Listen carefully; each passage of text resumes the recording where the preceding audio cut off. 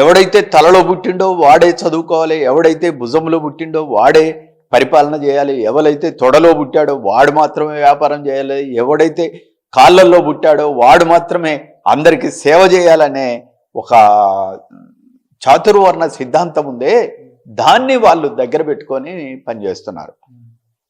మనవాదం మీరు కనుక చూసినట్టయితే స్త్రీలను చదువుకొని కాదు, స్త్రీలను రెండవ జాతి పౌరులుగా చూస్తారు. స్త్రీలకు సమానమైన హక్కులు ఇవ్వరు. భర్త చచ్చిపోతే భార్యను కూడా తగలబెట్టిన సందర్భాలు కోకొల్లుగా మనం చూసాం. ఆడపిల్లలు పుడితేనే గంగానదిలో పడేసిన ఘటనలు మనం చూస్తున్నాం. ఆడవాళ్ళని దేవదాసీలు చేసి వాడుకున్న చరిత్ర కూడా ఈ మనవాదులకు, ఈ బ్రాహ్మణవాదానికి ఉంది. కాబట్టి ఇలాంటి మొత్తం కూడా వాళ్ళ సంస్కృతి, వాళ్ళ జీవన విధానం, వాళ్ళని ఒక మాట వాళ్ళ వాళ్ళ వాళ్ళ బతుకులోనే అజ్ఞానం ఉంది. వాళ్ళు ఎప్పుడు విజ్ఞానాన్ని యాక్సెప్ట్ చేయరు. కాబట్టి అలాంటి వాళ్ళు అలా అధికారంలోకి వచ్చేవరకే వాళ్ళు విచ్చలవిడిగా ప్రవర్తిస్తున్నారు. ఈవెన్ మీరు చూడండి,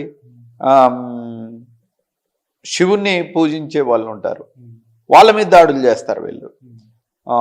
షిరిడి సాయిబాబాను పూజించే వాళ్ళు ఉన్నారు, వాళ్ళ మీద దాడులు చేస్తారు.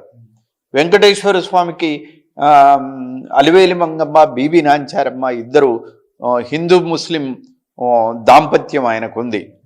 రేపొద్దున వాళ్ళే ఆ దేవుణ్ణి కూడా దాడి చేయటం మొదలు పెడతారు. అంటే మొన్నటిదాకా శ్రీరాముడు అన్నారు, ఇప్పుడు శ్రీరాముడు కూడా కాదు, మోడీనే దేవుడు అని చెప్తున్నాడు. మోడీనే దేవుడు, మోడీనే రాముడు, మోడీని కాదంటే వాడు దేశద్రోహి కదా. ఇంత దుర్మార్గమైన విచ్చలవిడిగా నేకెడ్గా వాళ్ళ ముసుగులు తగిలిపోయాయి. కాబట్టి వాళ్ళ అసలు రూపు ఏదైతుందో క్రమంగా బయటకు వస్తుంది. కాబట్టి ఇలాంటి టైంలో మనం అందరం ఓ ప్రజాస్వామ్య ఉద్యమానికి మనం బలపరచాలి.